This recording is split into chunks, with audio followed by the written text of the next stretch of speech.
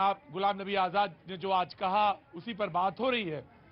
4 दशक वो कांग्रेस में रहे, कांग्रेस के नेताओं के साथ बड़े लंबे अरसे तक वो जुड़े रहे, परिवार से, गांधी परिवार से। लेकिन उन्होंने जो बात कही उसमें उन्होंने कहा कि राहुल गांधी समेत पूरे परिवार के कारोबारियों से रिश्ते हैं। और ये बात तब आ रही है जब कांग्रेस को पूछे जा रहे हैं सवाल, कांग्रेस बीजेपी से सवाल पूछती रही पूरे सदन में 2 हफ्ते तक। क्या हुआ सबको पता है। उसके बाद गुलाम नबी आजाद ने जो आज कहा उस पर सवाल पूछा गया कि राहुल गांधी समेत पूरे परिवार के कारोबारियों से रिश्ते हैं। मैं ऐसे 10 उदाहरण दे सकता हूं, गुलाम नबी आजाद कह रहे हैं, जिसमें राहुल विदेश जाकर लोगों से मिले हैं। राहुल विदेश में जिनसे मिले हैं उनमें अवांछित कारोबारी भी शामिल हैं। और वो कहते हैं कि अब कांग्रेस बची ही नहीं बल्कि कुछ लोग रह गए हैं। लेकिन आजाद पर जयराम रमेश जो कांग्रेस के लीडर हैं उन्होंने जवाब दिया है कि हर गुजरते दिन के साथ गुलाम नबी आजाद का स्तर गिरता जा रहा है। यह बात कही है कांग्रेस के नेता ने कि गुलाम नबी आजाद का स्तर दिन पर दिन गिरता जा रहा है। मैं आपके पास आऊंगा। पहले समाजवादी पार्टी को बोलने का एक मौका देंगे और फिर आज शिप्रा जी से बात करेंगे। जी, जो ये कोई पब्लिक का इंटरेस्ट का कोई सवाल जो है लेके आज हमारे शो में आई हैं और उन्होंने कहा कि मैं उसको रेज करना चाहती हूँ। ठीक है जी। गुलाम नबी की बात को आप दोनों लोग ना लड़िए, बिल्कुल ना लड़िए। क्या कह रहे थे, ये क्या कह रहे थे? नहीं सर, मैं कुछ नहीं कह रहा हूँ। ये भाई कह रहा है भागने वाला है बोले कौआ कान, कौआ कान, जोर से बोले भगाऊंगा यहाँ से। कौआ कान, जोर से बोला करो कौआ। तो पहले चेक क्या करना है, कान चेक करना है कि कौआ को चेक करना? पढ़े लिखे आदमी हैं आप सारे लोग, हैं जी? हाँ जी। जनाब आली, समाजवादी पार्टी और भगवान राम का नाम लेके शुरू करेगी और हो सका तो रामचरितमानस के किसी बिल्कुल जरूर दोहा सुनाएंगे। जी जी। देखिए इनके लिए वही इनको कब तक सुनवाना है इनसे? जब तक कि स्वामी प्रसाद मौर्य के पापों का घड़ा नहीं और ये भगवा पहन के ना सुनो। चुपचाप बैठ जाओ, चुपचाप। मैं तब चुपचाप बैठ जाइए। कपड़े पहनने से कोई राम भक्त बन जाए, दुनिया सिलवा ले, बहुत सस्ता आता है कपड़ा। कपड़ा थोड़ा ही होता है, ये तो हृदय से जब रंगेगा तभी तो बनेगा। राम ही केवल प्रेम प्यारा।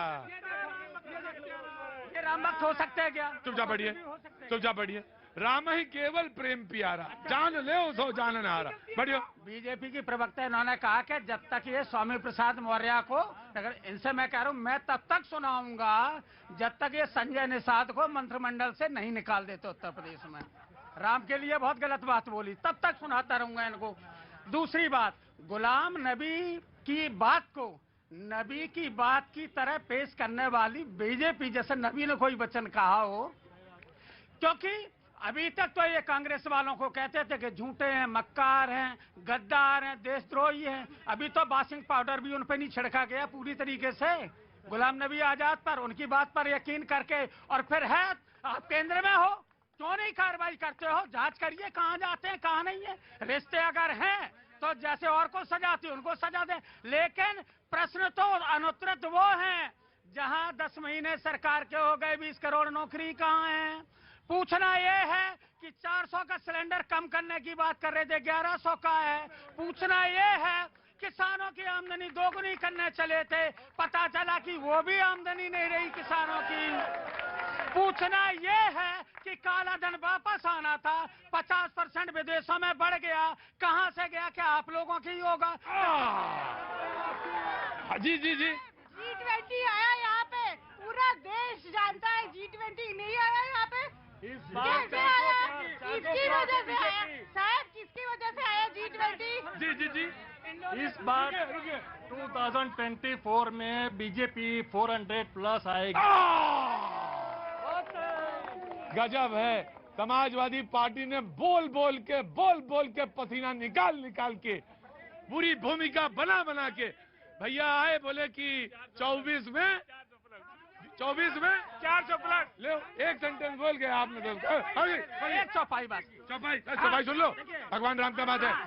कामे सन क्रोधी हर कथा, ऊसर बीज बये फल जता। तो ये वही है कि चाहे कुछ कहो। प्रश्न दूसरा उठा दें, जो इन पर प्रश्न है ना, अडानी से क्या संबंध है? अरे भाई वो कह रहे हैं वो कह रहे हैं 24 में 400 आएंगी, तो इसमें क्या है? देखिए 63% विपक्ष को मिला। अजी। प्रतीक जी देखिए, इसको कौन सा विपक्ष जिसमें पवार साथ नहीं है? इसको कहते हैं विनाश काले विपरीत बुद्धि। विनाश काल ऐसा है कि जनता को ही ऊसर भूमि कह दे रहे। जनता से आवाज आई, फिर 400 के साथ आएगी। अरे 17 में इनके यही नारे थे, हार गए। 22 में इनके यही नारे थे, हार गए। 14 में इनके यही नारे थे, हार गए। 19 में इनके यही नारे थे, नाच न जाने आंगन टेढ़ा। जनता को ही गलत बता रहे हैं। हार जाते हैं तो ईवीएम को लेकर छाती पीटते हैं, जीत जाते हैं लोकतंत्र अच्छा है। और मैं कह रहा हूं, ये करे कार्रवाई तो हुई ना राहुल गांधी पे। कोर्ट को नहीं मानेंगे, इनके नेता कह देंगे उस जज की जीभ काट लेंगे जिसने राहुल गांधी को सजा दी, सजा सुनाई, उसका समर्थन। मनोहर लाल खट्टर ने क्या कहा जज के लिए, बताएंगे क्या? मनोहर लाल खट्टर ने कहा, उसके लिए नहीं कहेंगे। और इनके अब ये तो इसीलिए कह रहे थे कि आपने कहा, तभी इसलिए ने कह दिया। कानून मंत्री जी आया, जी आया जी। प्रतीक जी, अभी रोजगार को लेकर बात चल रही थी, तो मैं कहना चाहता हूं कि किसी भी देश में G20 में सबसे ज्यादा बेरोजगारी दर जो है भारत के अंदर है, वो लगभग 7.2% है। लेकिन वो क्यों है? क्योंकि हमारे पास जो है सबसे ज्यादा युवा जनसंख्या है। और मैं आपको बता दूं सब देशवासियों को कि बेरोजगारी सरकारों की अकेली जिम्मेदारी नहीं है। वो क्यों नहीं है? क्योंकि इंडिया के अंदर लेबर जो फोर्स है वो 52 करोड़ का है, उसमें जो है 7.2% यानी लगभग जो है 3 करोड़ 60 लाख जो बेरोजगार है। और नौकरियां कितनी है? 3 करोड़ 80 लाख, सारी मिला ली है प्राइवेट सरकारी। तो आपको कहीं ना कहीं स्वरोजगार जो है सेल्फ एम्प्लॉयमेंट की तरफ जो है जाना ही पड़ेगा। और जिस तरह से जब सरकार उस तरफ मूव लेती है, तब जो है ये तमाम पार्टियां उनका मौका उड़ाती है। जी मैं 2 करोड़ वाला ना, 2 करोड़ का वादा। जी आया। इन सब की बातों से अलग हटकर हम एक बात जनता की तरफ से पूछते हैं, क्योंकि हम जनता की तरफ से आए हैं और हम जनता हैं इस समय। ना हमें पार्टी से मतलब है, ना बीजेपी से, ना कांग्रेस से। सारी पार्टियों से एक बात पूछना चाहती हूँ मैं कि आप कब तक भूत में ढूंढेंगे? हम आपको चुन के क्यों लाए थे? भूत की बात करने के लिए नहीं लाए थे। आप भविष्य की बात तो वर्तमान की बात करें, नंबर 1। नंबर 2, मैं इसलिए यहाँ पे इस पटल से एक आवाज उठाना चाहती हूँ, महिलाओं पर आप एक प्रोग्राम करिए, 4-6 सेशन करिए भैया। क्योंकि एक मिनट, किरण नेगी का भी जो बलात्कार हुआ था, एक सेकंड, बड़े छिपे ढंग से लोग बोल देते हैं हम किसी पार्टी की नहीं है। भूत वर्तमान क्या है? वर्तमान यह है, भारत विश्व की 5वीं सबसे बड़ी अर्थव्यवस्था है। भारत इस कोरोना काल में भी सर्वाधिक तेजी से विकास करने वाली अर्थव्यवस्था है। भारत आज दूसरा मोबाइल मैन्युफैक्चरिंग हब बन गया। भारत तीसरे नंबर पर बिजली खपत में।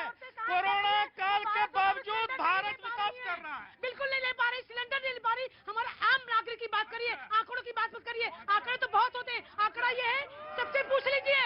आंकड़ों बात मत करिए आप लोग। 1200 का सिलेंडर, एक काम करने वाली 1200 रुपए का सिलेंडर लेती है। बच्चों की स्कूल की फीस की बात करिए। पब्लिशर का जो पब्लिशर्स होते हैं ना, स्कैम होता है, एजुकेशन स्कैम होता है। वो एक रूल क्यों नहीं होता कि एनसीईआरटी की बुक पूरे इंडिया में लागू की जाए? मुझे मालूम है कि स्कूल की फीस, प्राइवेट स्कूल की फीस 15% महंगी हुई है। मुझे मालूम है, मुझे है। अरे कहाँ से आए हो? बलिया यूपी से आए समझ तो गया था बलिया। क्या काम करते हो? एक मिनट, हल्ला नहीं, चिल्लाइए मत जी। तो तैयारी करता हूँ काहे की? एसएससी की। एसएससी की हो जाएगा इस बार? पता नहीं, भर्ती आएगी तो हो जाएगा। हो जाएगा इस बार, हो जाएगा। शिप्रा जी मैं आ रहा हूँ बेटा, आ रहा हूँ। तुम्हारे पास माइक लेके आया था जी। जल्दी शिप्रा जी आइए जी। प्रतीक जी नमस्कार। कहाँ से आना हुआ? एक मिनट को, कहाँ से आना हुआ? मैं रायपुर छत्तीसगढ़ से आया हूँ। और पेड़ पे जाके बैठ जाओ नीचे।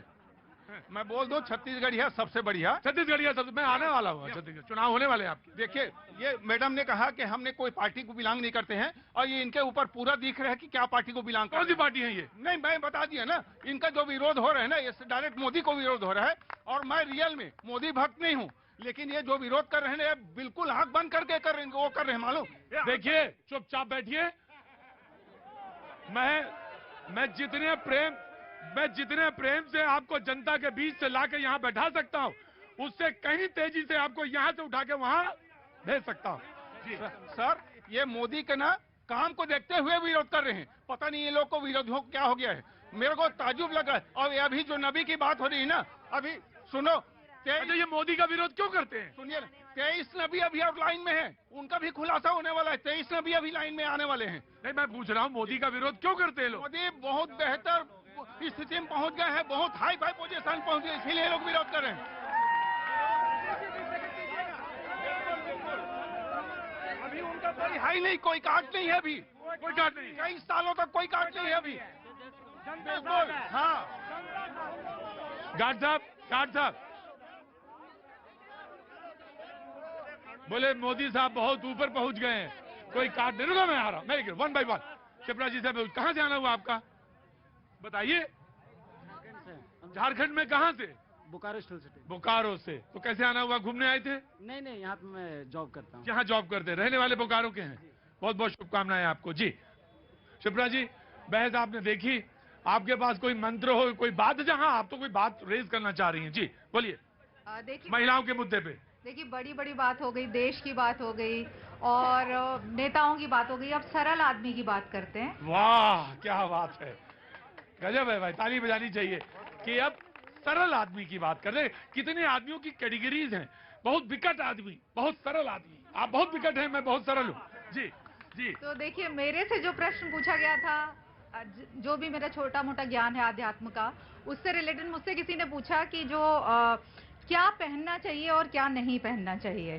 तो मैं अपने व्यूज भी दूंगी, और यहाँ जो लड़कियां हैं, जो नवयुवक हैं, जो अच्छा, मतलब आप मेट्रो का इशारा कर रही हैं? वो भी एक पार्ट है, वो ही नहीं लेकिन और भी पार्ट है।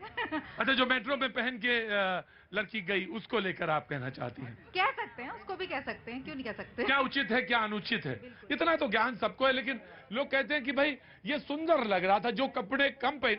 रुको, है क्यों हिलने लगा सब कुछ? अभी तो बात ही कर रहा था मुद्दे की। कहने लगे कि मेट्रो में जो उल्लेख कर रहे थे कि वो कम कपड़े थे, तो कम नहीं, काफी कम थे। तो किसी ने कहा कि वो उचित नहीं है, अनुचित है। जी हाँ जी, ऐसे कपड़े अपने माँ बाप के सामने नहीं पहनेगी, लेकिन पब्लिक को दिखाएगी। अरे अरे थोड़ा सा संयम से धर। हाँ हाँ जी, इस संविधान के अकॉर्डिंग यहाँ पूरे जनता में हर कोई इंसान अपने स्वतंत्र अनुसार कपड़े पहन सकता है। हाँ, कपड़े पहन सकता है। जी हाँ जी, स्वतंत्र भारत की ये संस्कृति नहीं है सर। ऐसी संस्कृति आदमी नग्न हो जाएगा क्या?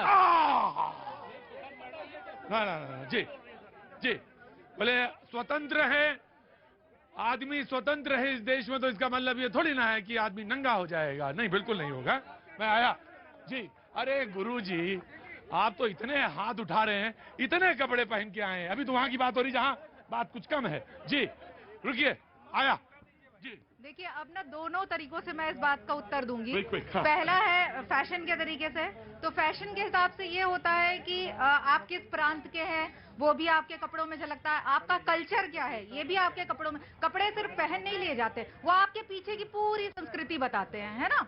और दूसरी बात यह है कि वेदर कैसा है। आप गर्म जगह के हैं तो आप थोड़े कम कपड़े पहन सकते हैं, क्योंकि आपको सहूलियत होगी, बस इतना ही। लेकिन आसुरी प्रवृत्ति के नहीं हो जाएंगे कि आपको क्या अच्छा लग रहा है, वो दुनिया को अच्छा लग रहा है या नहीं लग रहा। ये भी बहुत इंपॉर्टेंट बात है। अच्छा, कपड़े अपने लिए पहनने चाहिए कि दूसरे के लिए पहनने चाहिए? मैं इसका बताता हूं। और देखिए, धर्म की दृष्टि से ये है कि धर्म कभी किसी को नहीं कहता ये करो और ये मत नहीं, करो। धर्म के तो बात ही नहीं कर रहा मैं, तो ये कह रहा कि अपने लिए कपड़े पहनने चाहिए। जी जी जी जी जी जी। मैं सबसे पूछना चाहता हूं कि इस धरती पर जितने भी माता बहनें हैं, जब जो है वो जननी बनती हैं, वो इतना सम्मान का जो है वो योग्य कार्य है, क्या वो खुले में भी किया जा सकता है? नहीं ना। तो प्रकृति ने जब उस तरह की चीज बनाई है तो अच्छा है। सब चीजें आप जो है कानून के दायरे से नहीं जज कर सकते। जो अच्छा, मैं आज इस मुद्दे पे मुझे मालूम है बहुत सारे लोगों के हाथ उठ गए। जी जी जी, बहन नमस्ते। नमस्ते, कहाँ से आ रही हैं? दर्शनपुरी। देखिए, आज इस मुद्दे पे बात पूरी नहीं करेंगे, फिर किसी दिन इसमें उठाएंगे कि क्या पहनना है क्या नहीं पहनना है। अब मैं भी जानता हूँ पहनना क्या चाहिए।